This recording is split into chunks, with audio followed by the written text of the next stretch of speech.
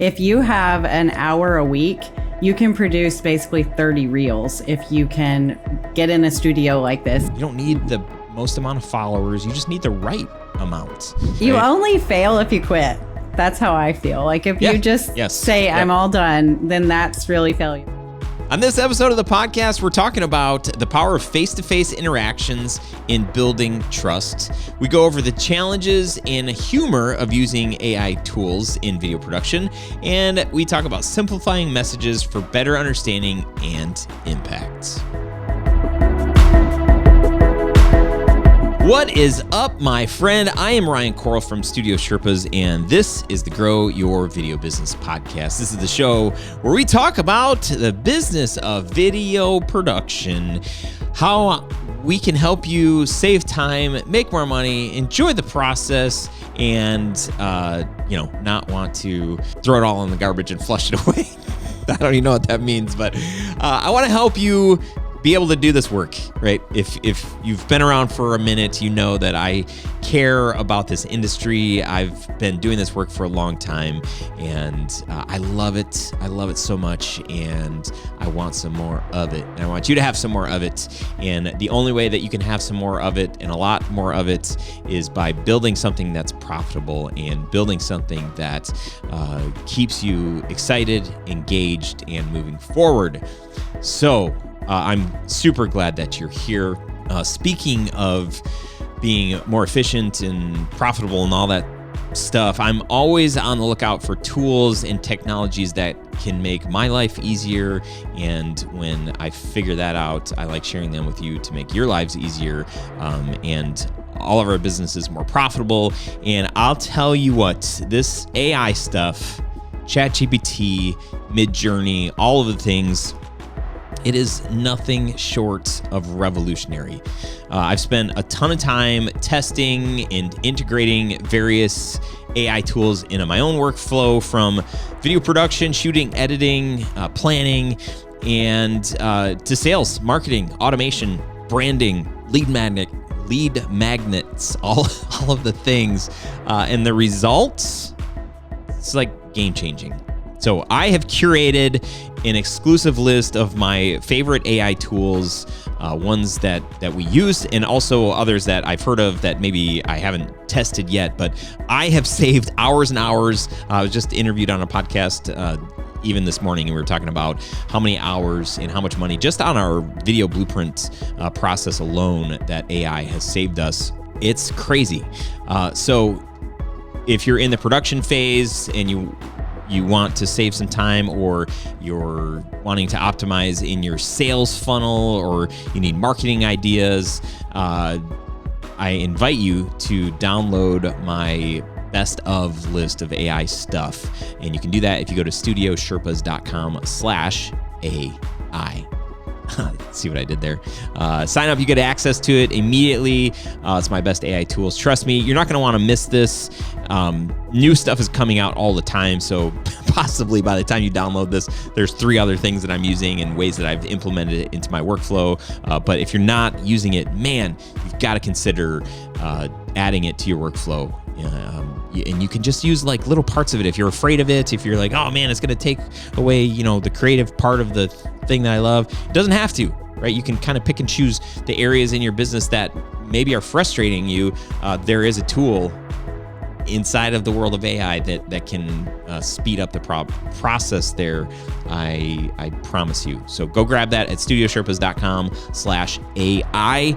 With that, let us jump into today's episode. What is up, friends? Chris, you can't laugh during your introduction. This is going to be so epic. But welcome to today's episode, where I'm so rudely interrupted with an amazing laugh. I'm just kidding, not rude at all. Crystal Tosh, I just keep hearing you giggle. She is a marketer. She is the co-founder of So True, and she's an advocate for animal welfare and the environment. She's moving to Alaska in the middle of nowhere, that I just found out. Crystal and I met at Social Media Week Lima, our mutual friend Jessica. Do you have your bobblehead near you, perchance? Mm-hmm. I do. Oh, you do, right there. Let's just, Get yours. Let's get them on the screen at the same time. So as a speaker at this event, okay, get focused there.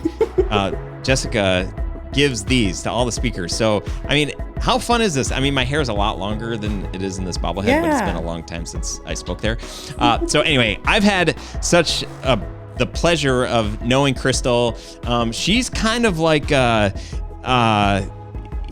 definitely no BSing around. She's not afraid to share her opinion, which actually reminds me of a lot of my wife. She's very just blunt, and some people, it can take them a second to realize like, oh, she's actually just like, I mean, she's the best, right? And that's why I like you, because you're not afraid to just say like, hey, and being polarizing, I think is helpful. It's helpful for a lot of people to say like, I want to be more like that or less like that. It gives people some framework. So I appreciate that. Anyway, all of that to say, Crystal, thank you for making time for us today. I'm so glad that you are joining me on the show. I'm so excited to be here. I mean, Lima was so fun, and we met and we totally connected on the authenticity thing and, the non-guru sort of ideology. So it's fun. It is. I would love for you to just paint a picture of your business. And we were talking about AI before we hit record. In your world, actually in both of our worlds, a lot has changed or is changing because of AI. But paint a picture of like what you're doing and like what gets you fired up in the work that you get to do. So I own a marketing agency with an amazing co-owner. We merged our agencies last year, and the AI revolution has kind of made us sit down and think about how to provide services in a different way, because no one wants to pay agency prices anymore for static content and some captions, because we all know ChatGPT and OpenAI and all of these tools are now everywhere and everyone's using them. So we really sat down and thought about personal branding, which is, your brand behind the brand and what to do. So we are video focused agency now, but in a different way than you professionals. We're focused on teaching our clients to use podcasting and reels in a top of funnel kind of way. And then all of that content gets repurposed into, written content, but it's more in their authentic voice. So we're not using all of those tools all the time to use all those pretty adjectives that everyone seems to be using these days. And I'm not knocking AI. It's great. It's a huge revolution. It's super helpful to business owners. But I will say all of social media has changed and is like very boring these days with written content. So it is. It's like, I mean, hand up here, I'm using it. Yes. If I can create emails faster, content faster, because the problem is like we've got to show up. But to your point, and you said this before we hit record, as a video person, like we have this unique advantage, and this is this actually, I'm glad you brought this up. When I was graduating college, this was back in 2002. I had to write, was it called a thesis or something like that? I'm not a doctor. It was not. It was just a 4-year, but like, hey, what did you learn the last 4 years at college? So I wrote this paper, and it was all about authentic communication. My wife and I, we were the AOL instant message like revolution that we texted so much, over this platform, and then I had also gone to Europe in 2001, and I spent 6 weeks, 8 weeks there, or something like that. And this is when people started texting. Like they started texting in Europe before they did here, and we'd get on the tube, and like people would, just have their head down. And I'm like, man, this seems so weird. Like, why aren't people like they're more friendly? They're like locked into their phone. And so I just wrote about like the importance of face-to-face communication.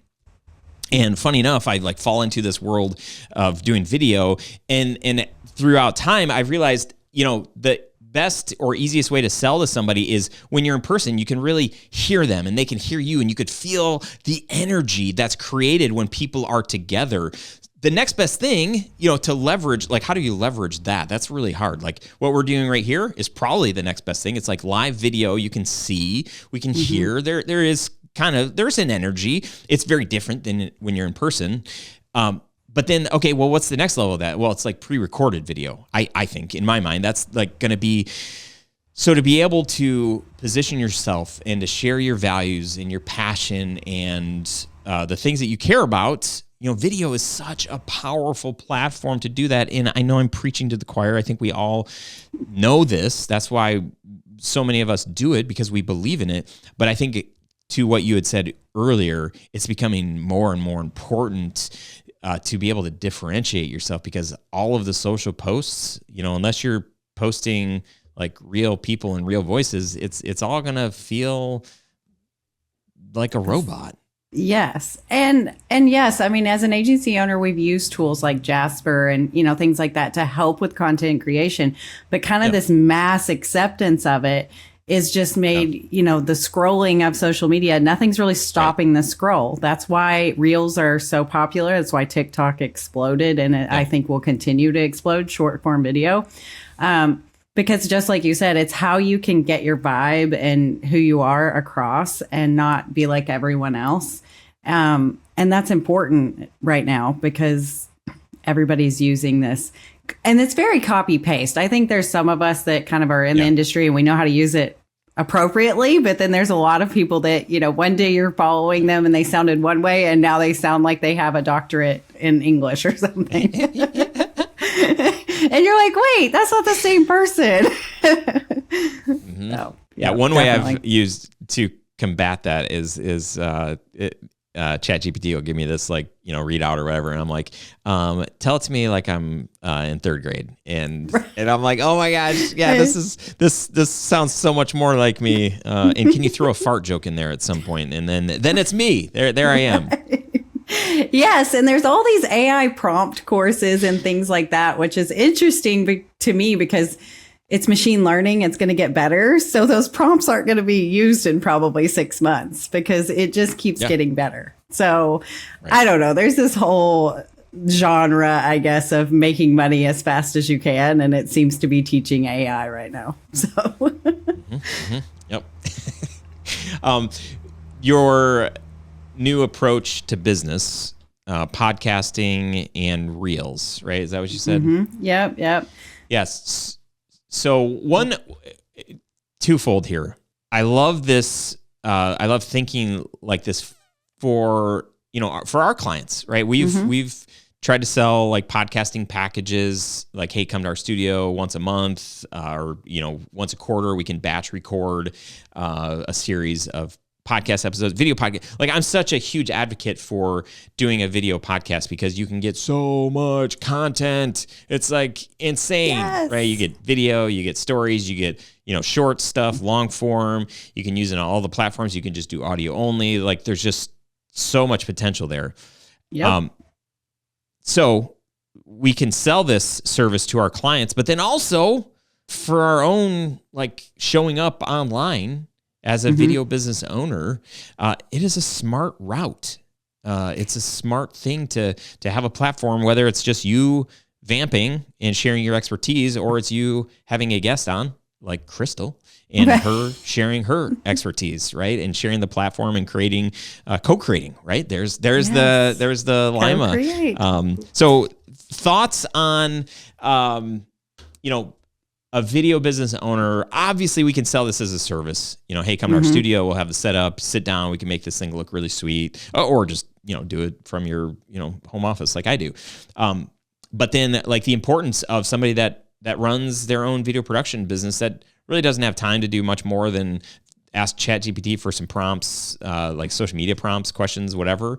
Talk about like how we might consider having our own show. Like, is that worth pursuing? Yes. So same thing with our podcast. We tell all of our clients to also do video, whether or not they really use it in the long form. It's what we use to cut up for their reels. So as far as time goes, this is one of the best ways as, a video production owner or something. If you have an hour a week, you can produce basically 30 reels if you can get in a studio like this. And whether you have a guest or you don't, or if it's just you telling, all your expertise or sharing a story, and then you can have your team or someone else to cut that up. And there you go. There's 30 different, bite-sized pieces of content that took you an hour, and you're ready to go. So that's really what we do for clients is we have them in a studio like this. We have an account manager sit with them off screen and prompt them with questions and lots of things to get them conversational, because that's the biggest barrier, it seems, is people know that they need to be on video, but they don't know how to show up.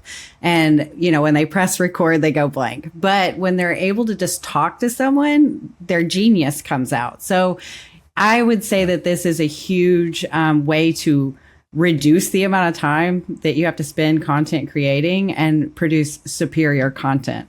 I love it. Yeah, I agree. I concur. So did you guys start a show together? We do. We have a podcast. So it used to be called Pass the BS because we were very frustrated with the coaching industry. And we were basically... What a surprising title. I would never guessed that you would have never thought for me, right? Yeah. So since our agency is called So True, the podcast is being rebranded to That's So True, because what seems to happen is either people love us and they love our ideas, or they don't. And so if you're saying things like "that's so true" whenever you're listening to us, then it goes with our whole brand. So it's kind of the positive of the no BS. I love it. And here's the thing, like, the clients that work with you, I mean, if you get to know Crystal, like, she is a gem. But what's so good is, like, some people don't vibe with you, right? No. You have some people that, they would just be like, I would never hire Crystal. And I have plenty of people that would never hire me. But then what's the opposite of that is the people that, I mean, you look at her hair, like, you listen to her talk, she has strong opinions, and you find out pretty quick, like, is this somebody I can hang with, or somebody I can't, or want to, or don't want to? And, like, that's like when you think big picture, the kind of work that you want to be doing, you want to work with people that at least understand you. Maybe they're not as polarizing as you, or, like, they're not going to have a funky hairstyle like you, but at least they can appreciate what you bring to the table. Yes. So that took me a bit. So important. It is so important. And I think it's letting go of this idea that you're going to be for everyone. And I think that's what holds so many people back in business is they put up their business face, and then you have this misalignment because you're not being your true self. And so when you let your true self just kind of come forward and you're authentic, yes, you're going to be for some people, and some people are going to really not like you. I mean, I have trolls. I have people who don't like me. I think they honestly just follow me because they don't like me. But that's okay. You just have to let it go, because the people you do bring in, they become your biggest fans. And that's kind of, I told you this when I met you at Lima. I built my entire business on word of mouth, and in the beginning, and I wasn't this internet guru. I didn't have all the followers on, any of the platforms. I think when I gave my speech, I had 12 followers on Twitter, because that wasn't really my jam. But the point was, you can be very successful and not fit this mold of online success. Yeah. I mean, it's like the whole follower thing is just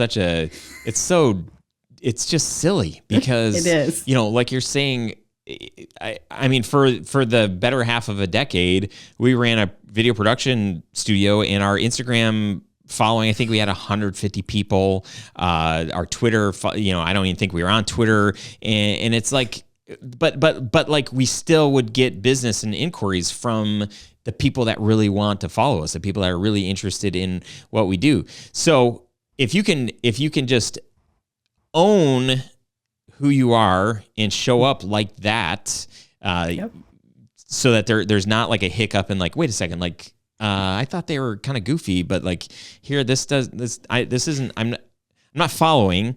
Right. You don't need everybody. You don't need the most amount of followers. You just need the right amount. And I'm not sure exactly what the right amount is, but when you look at your business, you know how many clients you should have or how much revenue you should be bringing in. And then you can divide that out and think like, at the end of the day, if we had 10 clients paying us $10,000 a month, holy cow, like we'd be at like 1.2 million in revenue. This is exactly what we need. So how do we get there? And to get there, do I need 100 followers? Do I need 1,000 followers? Or do I just need to be intentional with who I'm connecting with and reaching out to, and only making content for those people that I really care about that would be a good fit for us as clients or partners or working together, however you say right. that. Yeah, I think that people get really caught up on the follower thing. And I've got to be really honest. I see a very big difference between influencers and business owners, because I truly believe that those of us that run large businesses with high revenue and we have team to manage and things, we're just not out there as much. Like, we're building a business. Yeah. We're not building an influencer brand. And so it's different. And what I find, being in this industry is people want to hire influencers to teach them how to run a business. And that's not this. It's followers doesn't mean business skills, to be honest. So lots of us are business owners and we aren't, 1 million followers. And then there are some people in the industry that do have that, and they figured out how to kind of break into that. It's just not at the top of my list because I'm not trying to be liked by everybody. So. Yeah. Well, and you found that in doing that and becoming that, like it has only helps your business, right? Mm-hmm. Exactly. Yes. Though whenever I stepped back and just kind of owned that I have a punk rock haircut, I wear black all the time, I wear Chucks everywhere I go. Like, when I owned who I was and I'm very blunt and I say what I'm going to say and you either like me or you don't, it did a complete shift, because you got rid of the people that were never going to say yes anyway, or you would have to become someone that you didn't really want to be to make them happy. And it creates a lot of, I think, emotional exhaustion when you're having to show up as someone you're not all the time. It's exhausting. So just why not eliminate that, be you, find the right people. I trust that there are plenty of people out there that will love you for who you are. I love sharing. When we rebranded, we actually added another brand. So we were doing mostly wedding filmmaking. And then in 2012, we started a corporate filmmaking brand. And we got this RFQ from the University of Michigan, the Ross School of Business. It's like one of the top 10 business schools in the world. And they wanted us to come in and do a presentation. And I said, hey, before we go in there, like, let's make a short little video that we can play as part of our presentation. And we went on campus. We got a couple of shots of the campus because it's like amazing. Their buildings are amazing. And then we did like just short little interviews with my team. And then I showed up at the very end of the video for the second time. And I just said something like, and we made this video because, well, we weren't really sure what else to do. And just kind of like this, like goofy, like, but like, totally in line with my personality. I'm like, and I told the guys, they're like, are you sure you want that in the edit? I'm like, what this is going to do, it's actually, they're going to either going to love it or they're going to hate it. And we go in this, and I'm thinking, I didn't go to U of M. I would have loved to, but I just wasn't smart enough and I didn't have the money and all these things. And I'm surrounded by people that are running like one of the most elite business schools in the world. And we're at this long table, big presentation room, fancy technology, all these things. And we're like, well, we got this video we're going to play, hit the lights, video plays. And I'm kind of like at the head of the table, just like looking down just to see what the reactions of people. And the lights come on and I saw a couple of like smiles or whatever, but like not from everybody.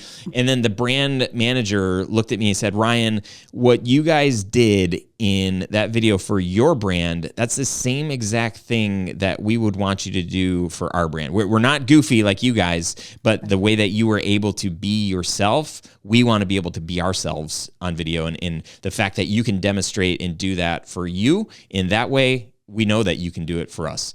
That like was probably one of the coolest things to ever happen to me in my career, because in that moment I realized like, okay, I can show up. I don't have to, wear a tie if I don't want to. I mean, if I feel like I need to or whatever, but I can like literally, I can be me. And I want people to know up front pretty early on that, hey, I'm pretty goofy and, I'm kind of sarcastic. Yep. And if you're not okay with that, it's probably not going to be a good fit. So, right. The sooner that we can communicate that and you can understand that, the sooner we can realize, should we keep moving forward or should we part ways? And if we part ways, no big deal, because there's plenty of people out there that can appreciate all that is this right here, you know?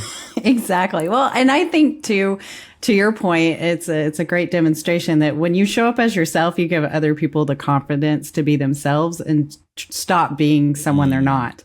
Because so many other business owners are also trying to show up as this version that they see portrayed and they think they're supposed to be that. So there's this permission slip. When you are you, that's what you did for them, is you got to be yourself, and they thought, well, we can be ourselves. He's going to help us and he's going to bring that out of us, because let's be honest, video is not everyone's favorite thing to do. So whenever you can kind of be that leader and show them, they trust you. So I think it just builds a relationship faster, and it gets people to really trust you and trust themselves. Yeah. What do you think for people in our shoes? You know, we're service based, right? We're trying to show up for clients. Yep. What has worked well for you to find your ideal clients? Obviously, you know, we're talking about branding, showing up, being yourself, like trying to figure out that voice, and might take a while to get a little bit risky and be like, man, I really want to wear Chucks everywhere and I really want to have this funky hairdo, but I'm just afraid, like, you know, but maybe eventually we do get the confidence to do that thing. But what else has worked for you? Well, I think that there's something to be said about just physical face-to-face networking. I feel like, you know, we're in the online space, and so obviously there's all this focus on being on social media, and that's super important. But I think that when you can go to events, or go, even if you're like just starting and you're like a 1 or 2 man shop, there's a lot to be said about getting connected in your community and going to, you know, the old school chamber and some of these places that I feel like really get left out. And granted, you're going to outgrow that at some point, most likely. And maybe not, but it's a great place to get started, because those people are usually doing more of the traditional style of businesses. And they really want people who are doing video and all of these kind of techie online things to help guide them, because they don't know. And so when you show up at those places, I really think that you can get some things going, and word of mouth marketing is huge. And the other nice thing is, when you go to these physical places, or you go to an event like Lima and you meet someone like Ryan and you start following each other on social media, you also are building fans that end up all over the country, and they recommend you. Because to this day, I have clients across the country, and I'm in little old Kentucky. So you never know who you're going to meet when you're going to meet them. And so I really think that that's kind of glossed over in this day and age. It's kind of going back to business basics too. It's just go meet people, go talk to people, because people want to know who you are and what you do. Yeah, I think it's, my goodness, I believe in that wholeheartedly. I feel like trust. Yeah, I mean, yes, if we just met on this podcast, we can have a cool, like, deep, authentic, you know, vulnerable conversation, and that's gonna build trust. But when you are like literally within hugging distance of me, look out, because here I come. Right. But you know, like, being in the presence of somebody, like, you just get all of the nonverbals, and you get an opportunity to really listen on a whole other level. And when you can build trust, I mean, when you're with somebody, you can build trust really, really fast. And that's what this whole thing is about. Like, as you're scaling or growing a business or starting your business, if people don't trust you, if potential clients don't trust you, if potential referrers don't trust you, I mean, it's going to be an uphill battle the whole way. And why would you? It doesn't have to be hard. Right. So I think, you know, to your point, finding those opportunities to get plugged in, starting with something like a Chamber of Commerce. Man, I've bashed the God bless the Chambers of Commerce, because I've probably bashed them so hard. And they're really, not it was super my helpful, own. But they try to be. Well, yeah. And especially for me, when I joined originally, I didn't really know what I wanted or what I needed. And so I didn't know how to show up. and so that was, it was awkward. And I was like, oh, this is the worst chamber ever because I didn't get any business from it. It's like, well, yeah, I think you get what you put in, or you get out what you put in. And if you don't really know exactly what it is that you want outside of like more business, maybe like, what if you showed up and said, hey, how do I add value to this group? And how can I show up for the people here? I mean, that's like one way, and probably the best way to, like, I don't know, grow a business. Yes, it is. I think that, again, the basics are missed. These organizations like the Chamber, and they're Rotary, and they're all old school and stuff. But if you do try to just show up and add value and say, how can I help you guys? Or if you offer to do a free training, they're always willing to let you speak and talk. And when you do that, people then are just wide open. They're ready to trust you, and they're ready to, if they can't use you for their business, they're going to know someone who does. And I think also, like, just events, local, events, like, is there a 5K in your area? Could you have a water table set up? I mean, these are very basic things that don't cost a lot of money, but you never know who you're going to meet. And that's kind of my point. And that's how I went from zero. I mean, I moved from Seattle back to my hometown. And I live in a small town. So when you move back, it's just like being a newbie. Like, they don't want to talk to you because you've been gone too long. And that's how I had to get reconnected, is to really get plugged into the community. And yes, now am I as active in the community? Maybe not. But I try to at least, start local. And I think that's something that a lot of people gloss over or don't even want to talk about. They just want to be like an instant overnight online sensation. So... Yes. And, I would say too, like, our ideal client does not exist in the Chamber of Commerce, and our ideal client does not exist in BNI, and our ideal client doesn't, a lot of these places, they that's not where they're living. It took me, a while to figure out, like, to actually articulate, okay, who is my ideal client? What do they do? And, where do they hang out? Like, oh, they don't hang out at the Chamber. They hang out at an association that's just for the people that are in that industry. It's like, okay, and they only meet, once a quarter, and it's off, it's in a different state. Okay, well, if those are my people, I got to find a way to get there. And I think I like what you're saying about showing up locally, because that's a great place to get some reps in of, like, hey, could I speak? Could I share?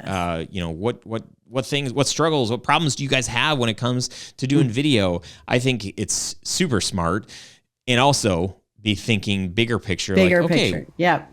Exactly. When you figure out your niche. I guess my question for you is, like, which, oh man, I don't want to go down that rabbit hole, but yes, if you can figure that out, then you're in a great spot for who do you network with? What events do you go to? Have there been any specific events in person for you that supercharged your business? Probably not the Chamber of Commerce, but maybe. I'm curious to know if there probably not has been one that stands out. I have been asked to speak at different, like, women's groups and different kind of business events. Like, there's a professional, like, young organization or young professionals organization here in Western Kentucky. And that's been helpful because a lot of those people worked at banks and worked at bigger industries, and they have brought me in as a consultant. So someone, maybe they're not like a client done for you, but I have gotten paid to come in and train a marketing department on some new things, because a lot of these people come out of college and they get jobs and they kind of get bogged down in the everyday, and they're not really writing the trends and knowing what's really working. So that's been really helpful. As far as our ideal clients, it's just like you said, when you kind of figure out who they are, you need to go hang out where they are. And actually, to be honest, some of the best clients I have met have been more in social circles that I strategically put myself in. So not business circles, but being very involved in some philanthropy and some where I know some heavy hitters are hanging out. You go hang out there, and then you just talk to people about different things, and then they figure out what you do. And then they say, oh, I want to talk to her about marketing. So I think it's just really being a people person and figuring out where your people hang out. I mean, I know people who have, memberships to exclusive clubs. It's like the old school country club sort of ideology of where are these people and how can you be there? Even if you have to pay to play, it's worth it to go pay to play. Go rub elbows with the right people. I know that some people are like, oh gosh, she said it. I have to be a people person, and I'm an introvert, and I don't want to be a people person. There are plenty of those. That's true. Right? Yes. That listen to that show and hang out here. It's my business partner. She's not a people person. She's like, oh, I'm so glad I've got a Crystal on my team. Yes. My encouragement, if you're in that spot and you're just thinking like, I don't want to have to do this. My encouragement would be, number one, are you happy with where your business is at? Is the way you're marketing yourself currently working? And if not, if you're kind of frustrated, then maybe it's time to consider something different, something new. And like we're talking about building trust. If you could go to an event and build trust with one person, if your aim, start with the end in mind. Hey, I'm going to go to this. I'm going to hesitantly go to this event because Ryan and Crystal were like, all about going to an event. Start with the end in mind and try to think through, if I make one connection tonight, somebody, I get their phone number, I kind of hit it off. We have like a good conversation. I wasn't like my normal, totally awkward self. I was a little bit awkward and it went fine-ish. I guess they didn't run away from mid-conversation. Start with that, like, okay, one person. But then like the other layer to this, and Crystal, I started doing this a few years ago. When I go to events now, I try to like have this mindset, how can I show up and bring value at this event? I'll say like a little prayer, and I'll just like try to have open eyes and an open heart and just say, can I bring value? Can I add value in this place? And then what I try to do when I show up is I really ask people like, hey, what's your hope for this event? Like, why did you come? And what's your hope here? Like, we're here for 3 days, like, and you go home, like, what's going to be a win for you? Right. This, the idea of like, if you want to be interesting, be interested, right? Yep. Ask questions. So you can be the most introverted person in the world. You have all these awkward things about you. Like, who cares? Try to get over yourself and try to be listening ears for somebody and ask questions like, well, what would be success? And then another question I like to ask is like, what's one person, like if I could introduce you to somebody here or in my network, like who's an ideal client or like an ideal person that you would want to meet? Is there somebody here that you would want to meet? And I'll spend some time trying to figure out, can I make that introduction? And then sometimes I do that. Like I'll grab that person and they're like, hey, you need to meet this person. And they're like, oh my gosh, I didn't know it was going to happen so fast. And so I think having a mindset of how can I add value and how can I show up has made going to events not feel like I have to furiously take notes, not make me feel like I have to meet every person in the room, or else, if I don't come home with 50 business cards, it was a complete failure.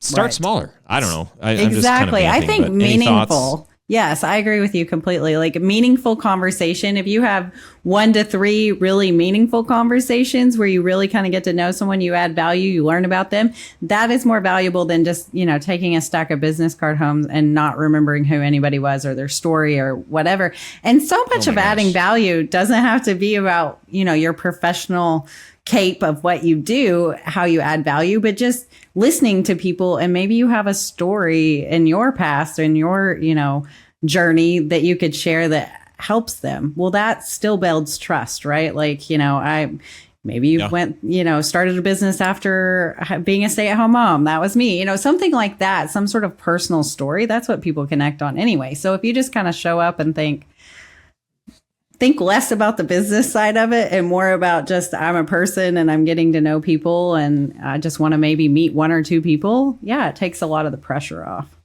Yeah. And I even like to start with the personal thing. Like, so what do you do like when you're not at events like this? Like, how do you spend your time? Right. I don't like to ask. Well, I guess when you're at an event like that question gets asked like, so what do you do? What do you do? What do you do? I'd like to ask a question like, how do you spend your time? And then just see how do people answer that? Do is he expecting me to say business or personal? And sometimes they'll ask like, you mean like when I'm not working? And I'm like, yeah. And then another good question is like, what do you like? What's not working in your business right now? What are you struggling with or what are you frustrated with? I love asking those via email. Like if you sign up to any of my, lead magnets or anything like that. But in person, like because you can't help somebody, you can't show up and add value unless you really know where they're coming from. What hurts? Right. What's going well? Like, what do they want? What do they need? I think if you could just have a bank of questions that you can always fall back on, or like, how would you encourage somebody like me? Like, I feel like I'm fumbling around in this networking thing or trying to build my own business. Like, what's your best piece of advice for somebody like me? Oh man, like you're going to be a hero in these people's eyes. Like, wow, this is the best conversation with Ryan. I just, and it's because I let them talk the whole time. That never happens because I always end up talking a lot, but I do too. I try. Yeah. It's just because we're excited about being around people. And I think too, your point about connecting people, that's always been a really big thing for me, is I always seem to know someone who can benefit from someone else. And then I end up hooking them up and they end up doing business together. And then both of them remember me for something when they need it. Just kind of being that, add value. Another question that I like to ask that gets people, they laugh about it, is like, what's the worst piece of advice you've ever gotten for your business? And they'll always tell you, because there's something that someone, told them. I mean, I asked this one time, and this was recently, and this lady said, well, I paid a coach a lot of money and she told me I wasn't going to be successful because I drink Diet Coke. And I was like, oh, wow. So there's always some banked story that they remember of someone giving them some really stupid advice like that, and they're happy to share. That's really good. I thought about when I was having the earliest conversations about starting a video company. I met with this guy he was a filmmaker. He lived in our area. He was an entrepreneur. And, I just said, hey, like, I think there's a market for like wedding films, and I think I might be able to, and that was like so low, like, wow, you're really. And he made the comment, like, he's like, I mean, you could go in, you could move to Hollywood. You could really try to, produce like feature films and like really make a career out of this. Or, you could just like do wedding films and just like made it this thing. Well, little did I know, like after I started doing wedding, I'm like, this is amazing. I feel like I'm making the world a better place by capturing these like incredible stories and incredible moments in these incredible people for these families. And so for me, I felt like I was on this mission to like help people in this way. And so it's just like, it's so funny that this guy thought it was just like garbage. Like, yeah, you're going to become that, like, you're going to be nothing. And I was like, I'm something, I'm contributing. So I think that was like one of the, but and that's the thing. There's always going to be someone who's going to tell you it's a bad idea, or don't do it that way, do it my way. And I think that's kind of, we can sit here and give lots of advice, and people kind of have to figure things out. Like, it's your own business, it's your own journey, and there will be good advice given. And sometimes you're going to even pay people for terrible advice. And you kind of have to use that discernment of how does it feel in your body? Like, you knew that you wanted to do something and you were going to try it no matter what. And I think there's something to be said, because someone else might have taken that advice and just not even pursued it, which would have been a shame. Mm-hmm. So I think that's where you have to be strong enough in your own convictions and your own ideology and your own thoughts to just say, well, I appreciate the advice, but I'm going to go try it this way. And if you fail, okay, then you can like try it a different way. Yeah. But, how many ideas get squashed because somebody says it's a bad idea? Right. And I think, there's no, I don't think there's really such thing as failure. It's like getting one step closer to who you want to be or the business that you want. So it's like the school of whatever failure. Right. It's a learning opportunity. Right? You only fail if you quit. That's how I feel. Like, if you just say, I'm all done, then that's really failure. But we're all going to fall on our face. I mean, I read something interesting the other day that Shopify started as a snowboard company. So you never know where you're going to end up. Like, these companies start, you start with one idea, and then you kind of evolve and you figure it out and you find your way. So I think that's too something that entrepreneurs have to get over, is like, your friends that aren't entrepreneurs, they usually, well, for me, judge me like really hard. Like, well, I thought you did this or that, and now you're doing this. And it's like, just sit over there. Don't worry about what I'm doing. I'm figuring it out. And every time I do, I get closer to what I'm really meant to do or how it's meant to be. I mean, look at our agency. We had to pivot. We could have sat there and said, we're going to die on this hill because this is what we've done. Or you have to just kind of pivot and move along. So don't be scared to adjust course and keep going. Love that. So good. Great way to kind of wind us down here. This has all been so good. How can people follow along and learn more about the work that you guys are doing?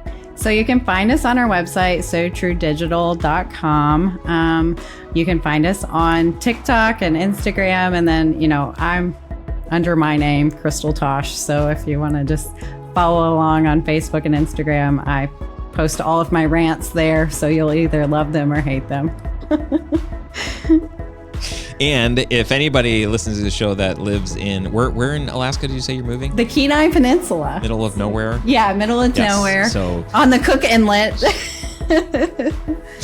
Crystal's going to need some face-to-face interaction with cool people. So there's plenty of awesome Studio Sherpas, Grow Your Video Business people that, well, I'm not sure any are way up there, but who knows? Maybe. We'll find out. If there's anybody listening that lives in Alaska, please reach out. I need to know all the things.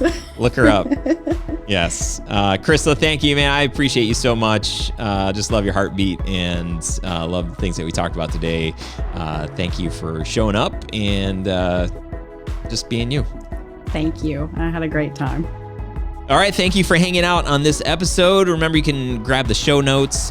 If you're watching this on YouTube or Facebook, please leave a comment and let me know what you liked, what you didn't like, what you want more of, what you want less of. If something stood out and you've got a takeaway, please share that. Remember, I've got this free AI tool. It's not a tool, it's a PDF where I share all of my favorite AI tools that we're using. So you can download that at studiosherpas.com/AI. If you're following along on the socials, hit me up, say hi, say hello. If you like this episode, share it with a friend, grab a screenshot of it and send it off to somebody that you think it will be helpful for. But I appreciate you. I'm grateful for you hanging out with me for this long, and I hope to see you. I hope to hear from you, and I will see you on the next episode. Till then, adios, my friend. Keep on climbing. You got this. I'm with you. Let's go.